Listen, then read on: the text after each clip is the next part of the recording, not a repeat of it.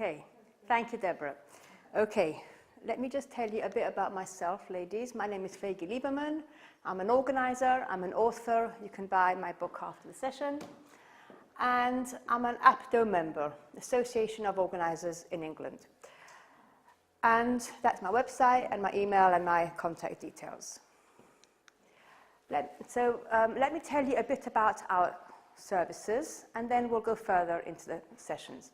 So I and my team go into homes and help our clients get their papers organized, get their homes organized. We help them get their time managed, and we also train in people just like you to go into homes from your clients and help them do it for themselves.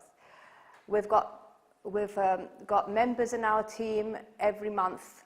We've got more members, companies growing, and we also offer self-help online courses on our website. So if anyone wants to just learn some tips to get their own homes organized, then we've got that available for you. Our mission is to give hope to our clients, teaching them skills tailored to their lifestyle, unique lifestyle for life. So every person who you will go into, they will have their own needs, their own lifestyle, their own areas of challenge. And through training, we are going to train in members to help your clients according to their needs. Why are we special and unique? Because we are the experts in this area. We give our clients the reasons behind their challenges. We don't just come in and do it with the client. We teach them how to, and we teach them why they have those areas of challenge. In this session, you will learn a bit about the whys. And when you will teach to your clients the whys, that is very, very empowering, and that will help them want to change, and it will help them keep up those changes long after you have left. We use simple, easy to implement ideas, and we have the motto, systems first, containers second.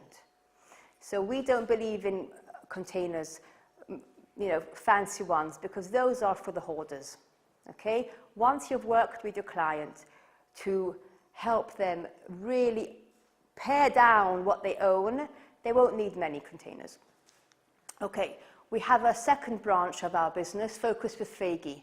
I am an ADHD coach. I run a center where there are other coaches on our team, and they work with parents, one-to-one for their children.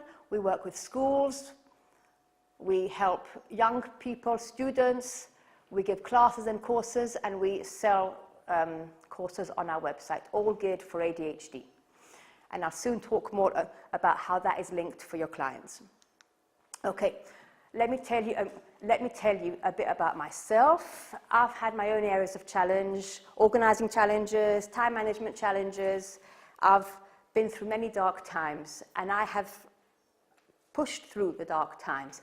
I have searched long and hard for the answers. Searching for those answers has been one of the hardest tasks of my life, and I haven't given up until I found those answers. And I now bring to you, ladies, the tools that I learned through my journey. Now, those challenges, organizational, time management, they're still there. My brain won't change, okay? But I've learned to live with those challenges, and I've learned tools that hold me firmly in place. And I've also learned to laugh at myself and at life, because life's too short to get too down. Okay, now, this is going to be the bulk of our session today, executive functions. Deborah asked me if I can come along and give a quick talk about how you can go into homes and help your clients get their papers organized. Now, that's very nice, and we've got tools to help you. However, we teach you the whys. You will learn the whys of the reasons behind why your clients have got their paper challenges. And from that place, you will get them, and you will then accept them, and you'll then go hand in hand together with them on their journey to get their papers organized. Now, papers are the one black hole that draw us in like that. I have found in my own home that when my papers are sorted out, I feel liberated, I feel free. Anyone feels like that? Right. Papers are the number one real danger in a home, okay? So I think it's a very good idea for us to start and focus on that. So we need to first talk about what are executive functions. Has anyone heard of the term executive functions? Okay.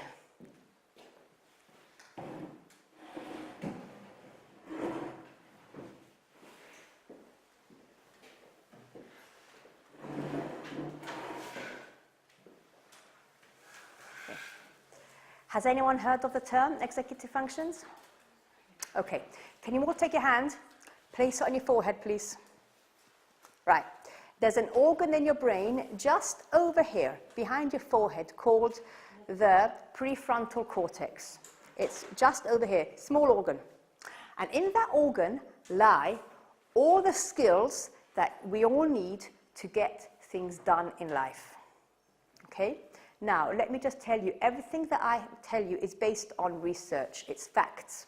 Okay? It's not made up from my own theory. It's facts. And I'm going to break it down very, very clear, simplified. So I'm sure at the end of this session you will have questions. Okay? That's guaranteed. I'm here to give you a taster. So these are all life skills that we need in order to get things done, and we'll soon talk about them, what they are. Now, no one in this world has the perfect brain. Okay? Just like we don't have the perfect body, we don't have the perfect brain. So we all have a bit of these areas of challenge. So when we talk about them, you might see yourself in one of these challenges. You might see some family member. That's okay. That's fine, because we don't have the perfect brain.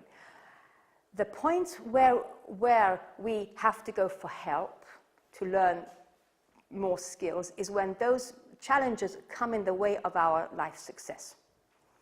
So, what age do you think we are when those functions are fully formed? How old are we? Okay, mid-teens, okay. 21? 6 or 7, sorry? 25? Okay, you're the nearest. Yeah. Age 30 plus. Okay?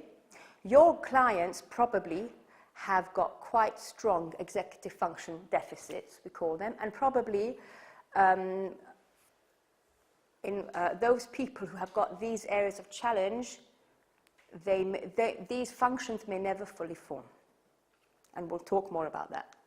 Okay. Paper organizing and sorting out. Your clients probably get quite burnt out when they think about papers. They weigh you down like a ton of bricks. Okay, brain versus actions. Behavior is largely brain-based. What this means is that when you see your client with her challenges, a lot of it lies over here. Okay? The way that the brain forms, develops, affects how you're going to get things done. I'm sure you know people who are super organized, talented, they get on with life, they achieve so much. You know, I'm going to say something which you might be a bit, you might think this is a bit, interesting, but I'm going to say it anyway. Those people who have got, who are doing well in life, organized, all that, they just have better executive functions than other people. And they actually have a much bigger sense of, how should I put it now, responsibility to use their strengths in the right way. Okay, so just bear that in mind, and as we go through the slides, it will become clear. So people who have challenges, and we'll soon talk about what they are, it's not their fault. Their brain in this part of their brain, it didn't fully form. So adults with executive function deficit, they may have 30% delay in some or all of the executive functions. Behavior is brain-based. Okay, 4 reasons why your client needs your help. Nowadays, we have more stuff than in the past. We have more things surrounding us and we're weighed down. Many of your clients work, okay? So they've got much more stress on their time. Undiagnosed mental health problems, okay? I'm an ADHD coach. I see that a lot. And they also have challenges with their learning and executive function deficits. Okay, let's just go over that again. You're about age 30 till they're fully formed. Now, in those with ADHD, and we'll soon talk about that more, they may never fully mature. Executive function skills define one's life success. The more that you can work on those skills, the more you will see success in life, in every single area. They are the basis for all life success. And those skills work in a dance together. When you work on one, the other ones improve because they're all in the same part of your brain. So, think about school. Think about children who have got learning challenges. Children who have got areas of challenge with their learning, their schools might not always pick it up. Okay? Think about children who have got EF deficits, executive function deficits. The schools might not always pick it up. They might be called lazy. Okay? If a child has both a learning challenge and an EF deficit, probably the school is going to pick it up. But if they only have one or the other, it is possible with a very, very great amount of hard work that it may never be picked up, which is a real tragedy. I've had this from my clients. They tell me this, that they've worked really, really hard and no one picked it up. What's the answer to pick it up? What's the answer? I mean, is it diagnosis for... The answer is for the... Yeah, the answer is for schools to understand more about what we're talking about so that they will pick things up naturally quicker. That is the answer, educating schools, which is what we do.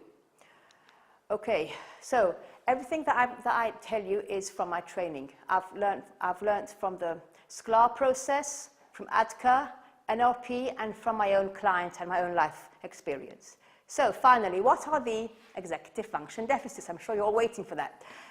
Now this slide is a bit small. I hope you can all read it from where you're sitting. There are actually 11 executive function deficits, and we are going to go through each one separately. So we're not actually going to touch papers really today, but for you it's crucial for you to understand these because it will be like turning on a light bulb in your head.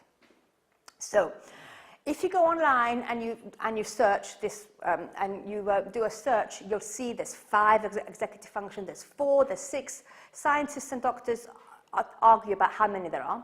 I like this model because it's very broken down and it's very, very clear. So I'm just going to go through, because I don't know if you can all read it, I'll just go through the 11 and then we'll move on. The top one is being self-aware, motivation, flexible thinking, focused attention, self-control, working memory, decision-making, time management and planning, organization, starting tasks, controlling emotions. Now, some of these play more of a strong factor than others, and we'll mention them as we go along. Are there any comments before I move on? Can I ask? Yeah, sure. I didn't know you wanted to keep them to the end. So if somebody doesn't develop, let's say, one of these, let's say decision-making, Yeah. they find it difficult to make decisions, and they manage through life okay, but they know they find decision-making difficult. Is it possible that if they hit a difficult patch, that it becomes much more difficult, and can you ever repair it? Okay. At the age of 30, can you teach Yes. your way out of it or learn your way out of it? Yes. Thank you for that question. I like that question. It's a very, very good question. The answer to that is two answers, and I hope I'm going to remember them. The first one is we get calls from people who have hit that rock bottom. So their skills in whichever area were okay. They were doing okay. Yeah. And then just life gets busier, life gets more challenging, and all you need to do is upgrade your skill. Now, some people can do it naturally if they have strong EF skills, and some need a bit of help. That's all it is.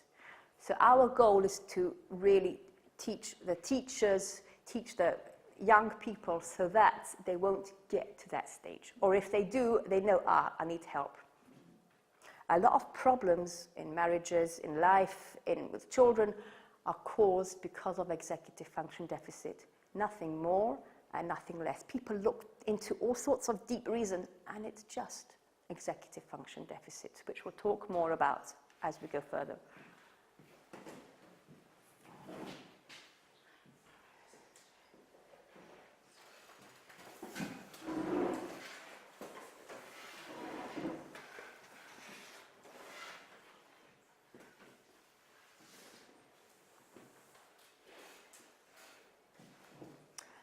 Okay, and there was a second answer, but it will. Can you learn your way out of it? Yes, thank you. Right. If you don't have these tools internally developed, all you need to do is learn them from an external source, from our team, from people who get your challenges and have the skills to help you move forward. Nothing more and nothing less. It's just skills. When you say decision-making, there's different types of decision-making. We'll talk more about that. Okay, the first one is self-awareness, and there's a star next to it, because this is one of the 3 main executive function skills that you need in order to function well in life. What does this mean, being self-aware? It means, can you see there's a picture of a person, and they're thinking of themselves. It's like you are standing in the scene, and you have a person propped on your shoulder, looking in and guiding you and talking to you and telling you how to go about this scene, whatever you're in. Now, some of the clients, they tell me they have a voice, but it's not working properly. They have a very loud, negative voice, loud and clear, loud, on their shoulder, telling them off, pushing them down. And we work with our clients to bring in a counter voice. It's like the devil is loud and clear. We need to bring in the angel. And there are techniques and tools, simple ones, how to do this. This isn't psychotherapy, and it isn't deep stuff. It's dead simple. So the more that you're going to be self-aware, the more you'll be able to handle life's challenges. Because when you're in a challenging place, let's say you've got papers up to the sky and you need to sort them out, you'll pause and you'll think, oh, what should I do? And that voice will come in and tell you what to do. Now, let me just pause for a moment. I'm an ADHD coach, okay? Every single person that is going to, that has got ADHD, they will have executive function deficits. They go hand in hand, okay? However, you can have many people with executive function deficit who don't have ADHD. And this I see a lot in families. I see when we have clients, we have coaching clients, and they have ADHD, and we talk about their family members, about how they have EF deficits, or the other way around. I have clients call me up and they don't have ADHD, but they've got some of those challenges which we mentioned. And then other family members have got ADHD. They go hand in hand over here. So the main challenge of ADHD is the lack of self-awareness. Start and end, that's what it is. It's having no mind voice in their areas of challenge, or very quiet. And when I teach my clients, the first few sessions we go through these type of slides in depth, and they all say the same thing, yes. This is what ADHD is. No mind voice. Okay. Now, this session is short, so I can see your face is a big question mark. I would love to answer your questions, but we need to move on. Okay, so if you do have questions, write them down. Now, there are ways to bring in the mind voice, but not for now. Right, the next executive function deficit is motivation. Okay, they can be sometimes enthusiastic, motivated, inspired. I'm going to start, let's say, with our clients, the papers. And what happens? They stop. Okay? Our clients tell us that they feel a block in their brain. They can sense that drag, a block. They want to reach their goal and they can't. And this, they all tell us the same thing. And this is the delay, developmental delay of these skills showing itself. They all tell me they have a block. They want to, but they don't know how. Okay? Those with, should we say ADHD, tasks that are very interesting, they'll do like that. Tasks that are boring, cannot do. They actually cannot do. It's painful for the brain to do. It's physically painful to pin themselves down to do those boring tasks. That's why they need you, whether they have ADHD or they have executive function deficit, they need you to do the papers, because papers are horribly, painfully, excruciatingly boring to do. That's what our clients tell us, and I hate doing my papers. Let me share with you, I did my papers before Passover because it's Passover, the deadline of Passover coming up. I hadn't done it for an entire year. But the papers were contained in one place. So they weren't flying all over the house in piles. They were contained, and I pinned myself down with someone because I couldn't do it myself, it was too overwhelming, and we did it together. So by you working with your client, you're helping them because they can't do it themselves, but they need the buzz of someone else doing it with them. Now, I am aware that some of the clients might have other issues, like maybe bipolar, depression, anxiety, okay? Those of the clients with those type of challenges, they will usually have executive function deficits as well. Okay, that's an important point to bear in mind. Okay, now this is my favorite executive function skill, flexible thinking.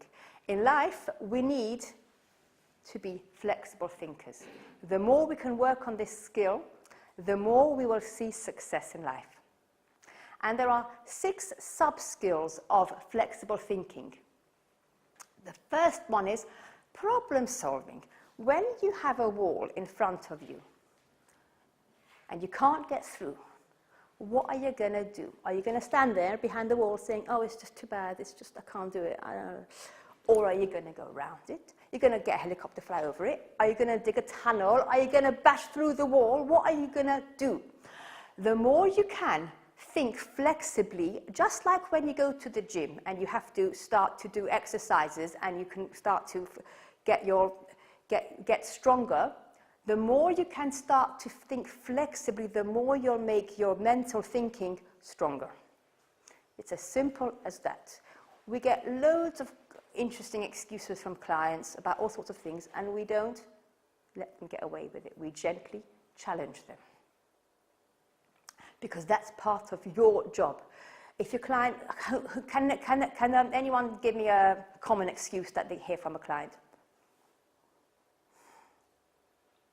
Putting it off, procrastinating, so yeah, I'm going to do it, But yeah, why not? Because I don't feel quite up to it today, but I'm for sure going to get on with it tomorrow. What's the matter? Why don't you feel up to it today? Well, I just feel tired, and I think that tomorrow I'm likely to feel better. I like the answer. This is the magical thinking that we get from our clients. We all think, tomorrow I'll start on a diet. Tomorrow I will do whatever I want to do. No, you won't. We're going to start today, right now. Tomorrow doesn't exist. So with our clients, and we have clients face-to-face, we had them on the phone. When I hear something along those lines, I say, okay, darling, What are you doing now on the phone to start it off?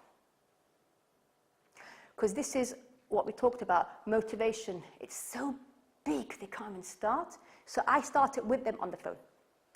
So even when you talk to your clients on the phone and you book a time to go to them, and they tell you, oh, I like what you said, oh, the papers are, okay, ask them, maybe you can get a paper now and put it in place, or get them to start something on the phone already, a little job, something, but the starting is the hardest part. Where are we now? Right, so problem solving. Life is, about problems. We all have problems, okay? Those of us who can learn the skills, again, if you don't have those skills internally formed, you just have to learn them from an outside source. Those who can learn them will do very well in life. It's as simple as that. Now, another part of flexible thinking is understanding someone else's point of view. Okay? I can just think of one example from a client. It happened. I had one of my team of coaches had to change the time of the session, and this client was really upset. She was really, unusually upset. And this coach had some family issue, and she really couldn't make it. It was really... And the next session, she talked to the client, and the client was really, really upset about it. And the coach was sort of forward-thinking, and she looked deeper, and she spent the entire session talking to the client about her feelings, about the feelings of the client, that she was so upset that the coach changed the appointment. Because the client found it difficult to understand someone else's point of view, and she was rigid. She found it difficult to sort of use her time that she had put aside for that session. So we face the issues with our clients, and we don't push them under the carpet. So the next idea is understanding another person's point of view. That comes under flexible thinking, and it's huge. Oh, the next one is my very top favorite, perfectionism. Black and white thinking, all or nothing. If I don't sort out all my papers today, I'm not gonna start. I don't have all the boxes ready, all the containers for my sorting, I'm not starting. Does that sound familiar? It's quite hard because if you want to sort them out, where do you put them? Because you don't have the content. So that's the problem-solving bit. That's the problem-solving bit. Okay, we don't have the containers. How are we going to manage? Because we're going to start today. This was our deadline. We're starting today. So this is huge. I work with my clients, coaching clients, organizing clients on perfectionism, and it's a pervasive poison in every single area of life. It's huge. I can't tell you. I mean, it's just huge. I can stand here the whole day talking about it. So for that one, we say, we're good enough. Your systems are good enough. Your papers are good enough. Your home is good enough. You look good enough. Your weight is good enough. We're all good enough. Okay, the next sub-idea is boundaries. Many of your clients might be very yes people. They want to please, they want to help people. But who gets trampled along the way? Themselves. We need to set good boundaries, external boundaries around us to help us do well in life. Transitions, that's a massive one. Life is all about transitioning, day to night, night to day, seasons, school, holidays, all that. How easily can we transition from one life phase to the next? Just today in the morning, I had a client, a coaching client, and she didn't call me at the time who meant to call me, so I called her. And she sounded half asleep. She was really tired. So I said, what's up? You know, so she says she made a party yesterday for her daughter. She was 12, and she was so tired. She went to bed at 2 in the morning after all the tidying up. It was great. It was lovely. So we got around we sort of talked about things, and I asked her, wouldn't you have loved to have the party and go to bed a bit, reasonable time, and then Sunday happens, to sort of flow smoothly through life? And she says, yes. So we talked about things, and I said to her, your whole goal, your entire focus for this party is so that you can flow smoothly into it and out of it the next day and further. How many of us go through a life event and we're exhausted afterwards? It doesn't have to be like that. It's about managing transitions. How well can we manage transitions? If you're happy with being exhausted, you're fine. Yes, but there's a tired and there's a tired. There's a healthy tiredness, which we all have, and there's an exhausted, overwhelming tiredness. Why can't you get into that? We can. That's just I'm tired. Tomorrow, why not? Okay, well, that's a very good point. Most of my clients don't give in to that, and they push on, and they push on until they collapse. So yes, you can be exhausted as you want, as long as you give yourself the time to recover properly, not just talk yourself properly, then fine. Okay, and the last one is overwhelm. This really applies to paperwork. When we see papers, how easily can we break down an overwhelming task by ourselves without someone else helping us? Now, your clients find that hard to do because that's why they need you. The mind voice is silent. It's not there. So by you teaching them the tools, you are going to bring into their mind voice again, loud and clear. Okay, focused attention. A lot of your clients are going to show an imbalance of attention. Hyper-focusing on tasks that they love to do. They could focus for hours and hours, unusually long periods of time. And the hyper-focusing, which is the jumping from thing to thing, task to task, and not being fully engaged. I had a client recently, she set very lofty goals for her time management, really lofty goals. And the husband came on the line, and he says, please, could you teach her how to close cupboard doors after her and how to put things away? We've spent about 4 sessions on that now. Because she starts on one thing in the kitchen, jumps to the next thing, jumps back, and the house is flying.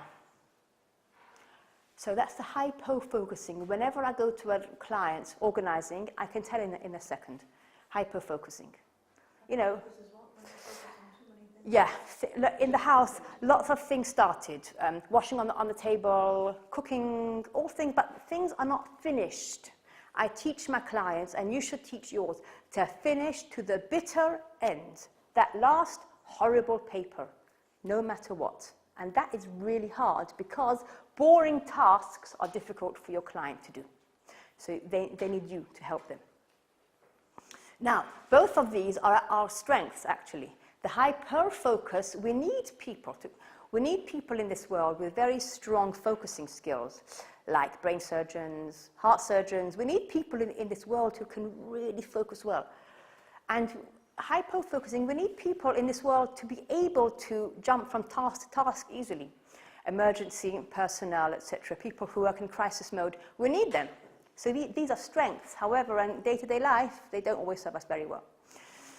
With a bit about the hyper-focusing, I once had a client who, again, we had a session and she was ill. She was really not well. She was up till 3 in the morning, and we sort of asked a few vague questions, and she was on her internet doing stuff. She was hyper-focusing, and she couldn't shift to stop.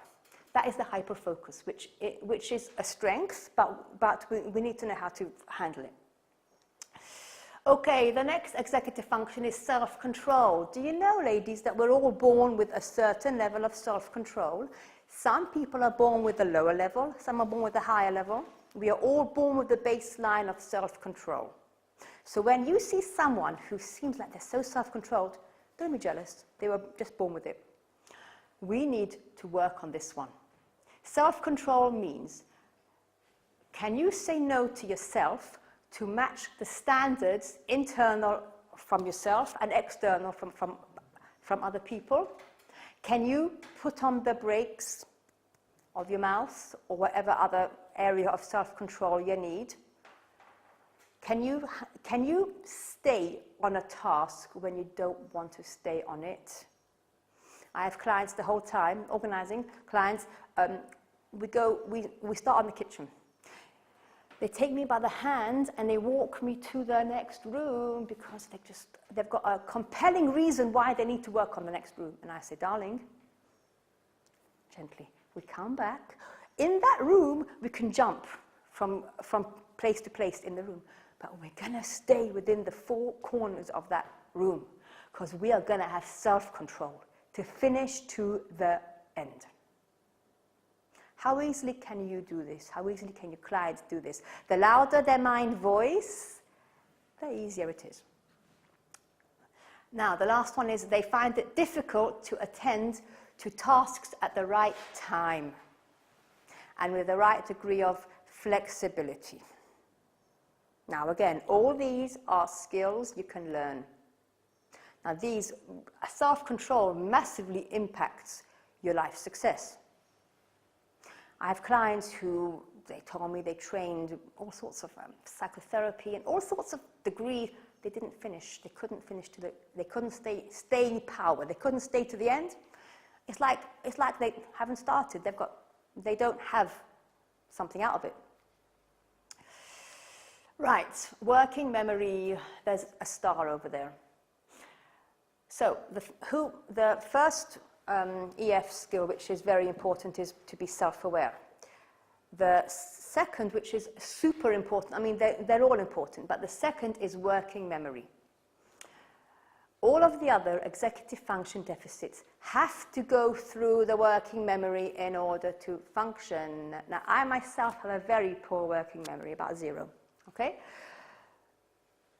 People who have a good working memory, they can hold in the forefront of their minds about 7 pieces of information at once. That's what the working memory is. Mine is 0 or 1. It's about when you go shopping and you've left your list at home, like I always do. How many items can you remember at the top of your head without, without thinking too much? Okay, now as we get older, it gets worse. Okay, I'm just warning you. But your clients, are calling you because they have probably a poor working memory. Okay, so we have to bring in tools to help them support their working memory. Can I ask you, what tools would you bring in at that point? That's not for this session, really. That's for another session. What, for papers? No, if they're in the shop, for example, and they've left the list. Ah, okay. Talk out loud to yourself in the middle of the shop. Who cares what other people are thinking? As long as you go home with the stuff that you came for. I do it the whole time. Okay, let me tell you one thing. If you leave this session and everything just goes out of your mind, the one thing I want you to keep in your mind is this.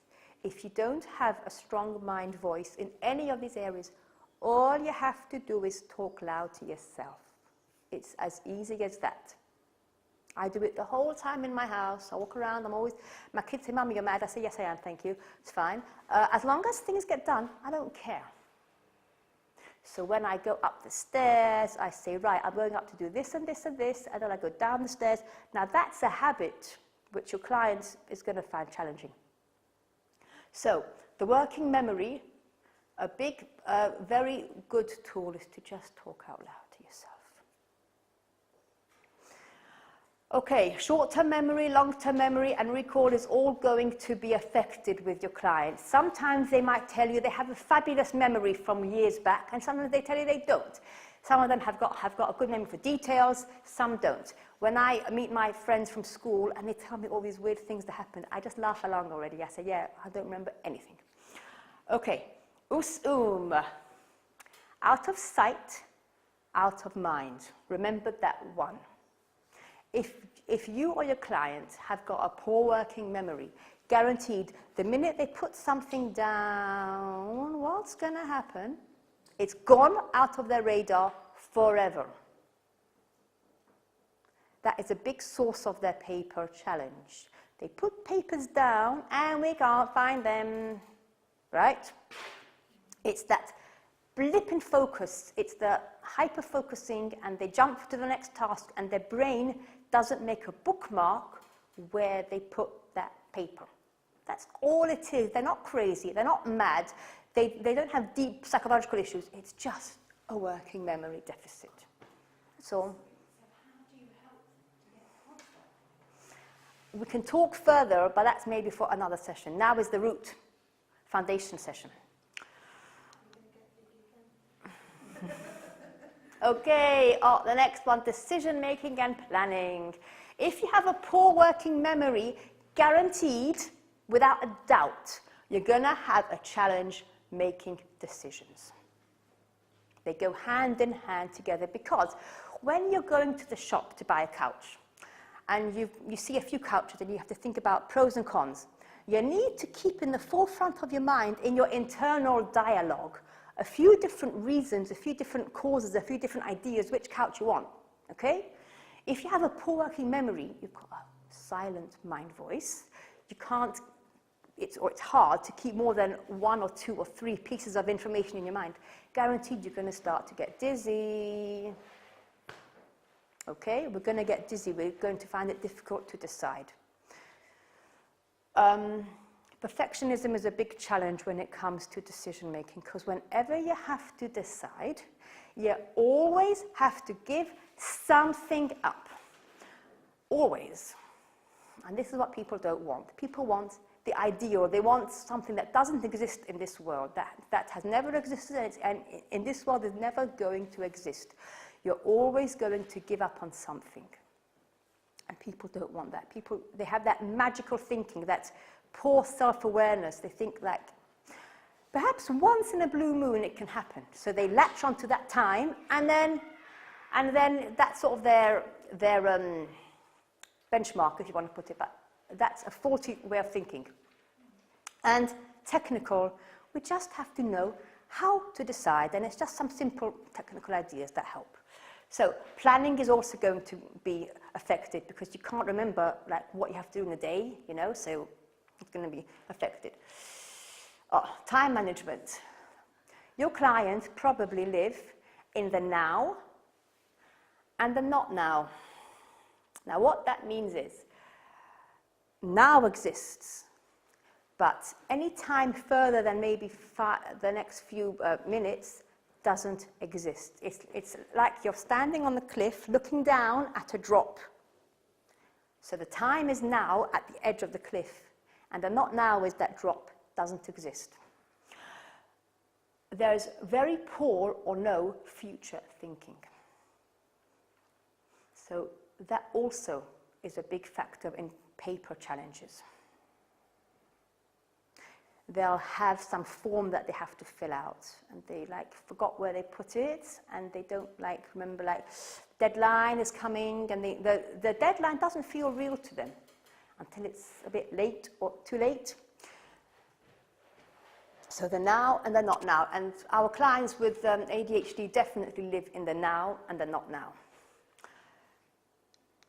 Right, good time skills are knowing how long tasks take, okay, seeing time coming towards you, and prioritizing and planning. So time management is another executive function skill, and your client might have some challenges in these areas. Now, even people who are very, very good with time, they only see about 3 months ahead coming towards them. That's how the brain works. So then we need outside tools to help us. But I had one client, I remember, she was telling me, yeah, it was so annoying. Her husband was super time skills, and he was planning things 3 months ahead, and she always told him, why are you planning things so far ahead? So I asked her, well, how far ahead do you plan things? She says, I don't know. So we asked a few questions, and the answer was, 5 days. Her brain only saw time coming towards her 5 days ahead. That's why when she had some event for her son, she suddenly went into high gear 5 days before. When she had something planned for work, 5 days before, she went into high gear. So that's okay. If her brain only sees time real coming at her 5 days ahead, that's okay. We just have to use some tools to help her so that she doesn't live from one self-made crisis to the next. And it's self-made because of her brain deficit with the time management. Okay, the next executive function deficit is organization. Can you keep your things, your thoughts, and your time, and your important items organized? How many times do we lose our keys? I've got a wonderful friend who is a bit challenged in this area. I went out with her quite a few years ago. I went in my car, she went in her car.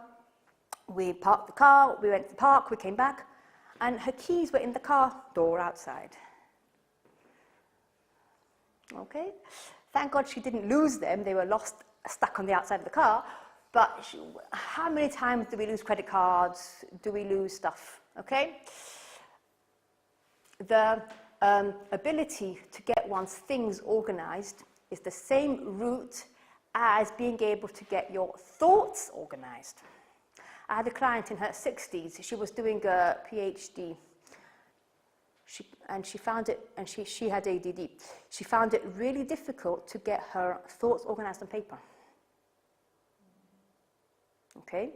Your clients might have a difficulty getting their thoughts organized. They might be very verbal, which is a sign of executive, the function before, working memory. If you have a poor working memory, you're going to be very verbal because you don't have that internal dialogue.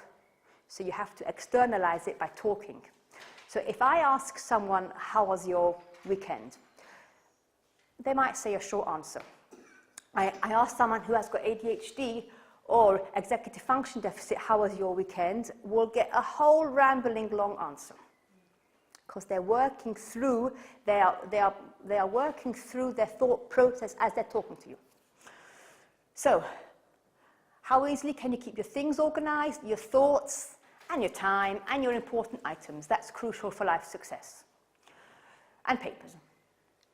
Okay, now, the next executive function challenge, difficulty starting tasks. Now, that one, if you recall, goes hand in hand with motivation. Okay, as I told you, they all work in a dance together. Your client probably feels very overwhelmed by her papers, so she pushes it off. She gets overwhelmed and she'll push things off. She'll procrastinate. Now, by the way, for a separate session, there are 9 types of procrastinators, did you know? So, we need to teach our clients how to break down the task. Simply and easily, whatever that task may be. And that one should have a star. This is my absolute favorite of the lot, controlling emotions. Now, I'm going to pause here for a minute and talk a little bit about ADHD. And also about executive function deficit. It's the same idea. People think, okay, let me ask you, what do you think ADHD is? What's the main challenge that you think comes along with ADHD? Focus, right. Everyone thinks it's focus. But you know what? Yes, you're right, it's focus, but it's not. Behavior. That's a great one. Everyone thinks, especially in the outside world, that ADHD is the naughty boy syndrome. Especially in England, this is how it is. That's how they all think, the schools think. ADHD is the naughty boy syndrome. So it's about focusing and it's about behavior. Yeah? Isn't it just that the thoughts are overwhelming the person? Executive functions. Yeah, okay. Just activity. How? The activity. Activity, okay. Your answer is half right. Okay? You're onto the right path. So, ADHD is about focusing, it is about behavior, which is really self-control, okay? It is about being overwhelmed, but it's really about controlling your emotions. And this is not talked about, or it's not even known amongst professionals. ADHD is anger management. Whenever I work with a client, I ask them a few questions and I've got it in a second. Anger management, which is ADHD, is ask me soon, okay? Let me just focus on this one, okay? Anger management. Those with ADHD, they tend, now I'm not giving any blanket rules here, they tend to have anger issues. Okay, controlling emotions, that is the most important executive function skill of the lot. And actually, this lies deeper in the brain, in in an organ called the amygdala. Has anyone heard of it? Okay, the fight, flight, freeze part of the brain. Okay, so when your client feels overwhelmed, then she might get angry. Outbursts of anger. Negative feelings like anxiety, depression are very common amongst those with ADHD.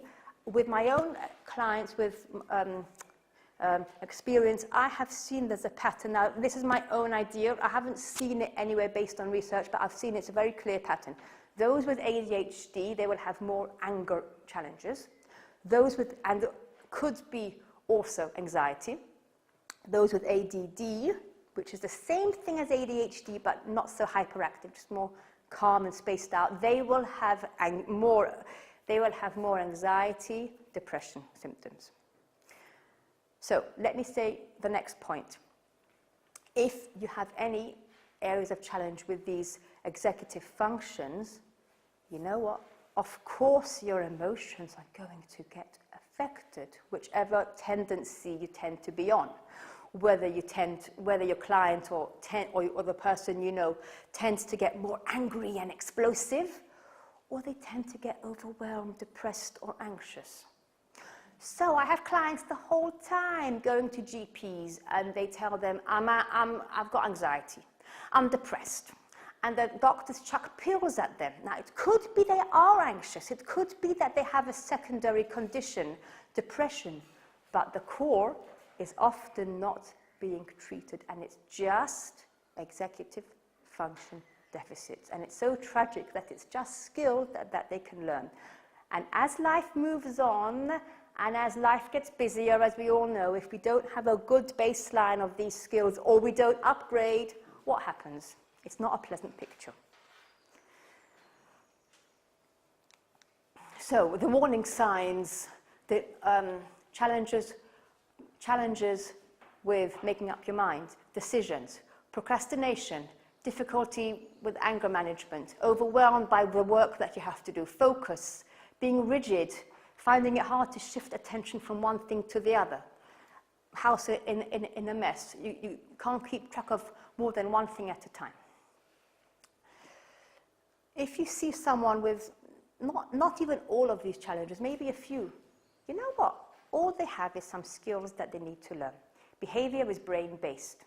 And I work with my clients and we teach them how these functions are actually strengths. We teach them how they can turn the deficit into a strength. The key to success, as I've said it many times, if you don't have these skills internally formed, just learn them from an external source, from someone who knows your struggles and is equipped with the tools to help you move forward in life. That's all. So, I've got my books out here you can buy. We've got self-help courses. Sign up for our free email tips if you want to sign up on the paper, and that's it. So, are there any questions, ladies?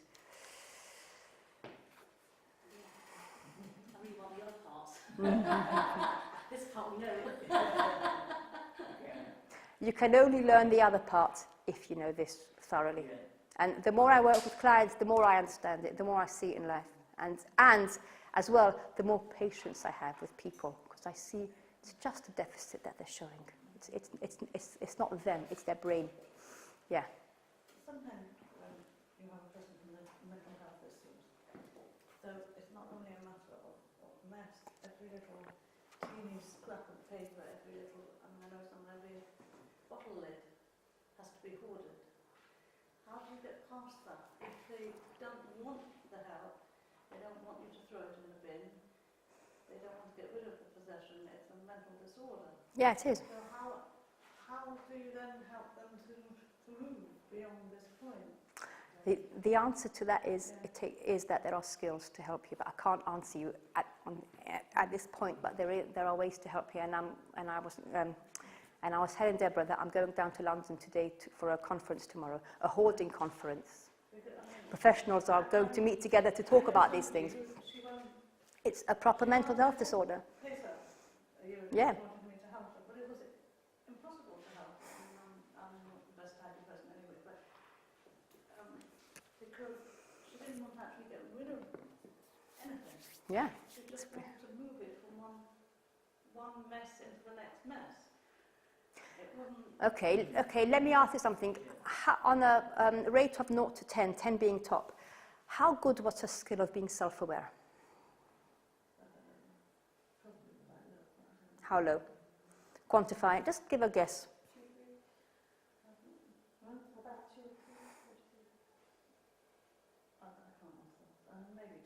2. I would say it would be about, I don't know, minus 10.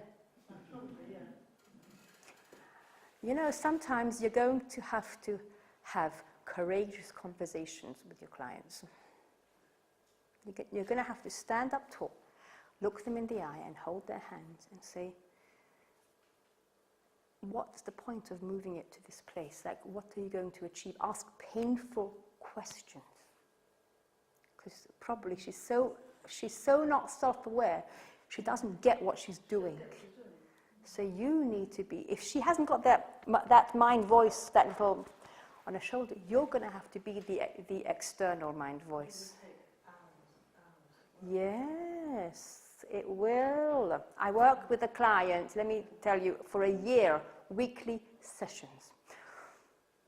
We only got through a quarter of the house, and every single item we had, not me, she had to pick up, look at it, turn it over, verbally process, because she had a poor working memory verbally, and she had to decide, keep it or throw it. Now, after the year, I mean, there was one room we couldn't enter. It took us 11 sessions, and I work fast to get that room sorted.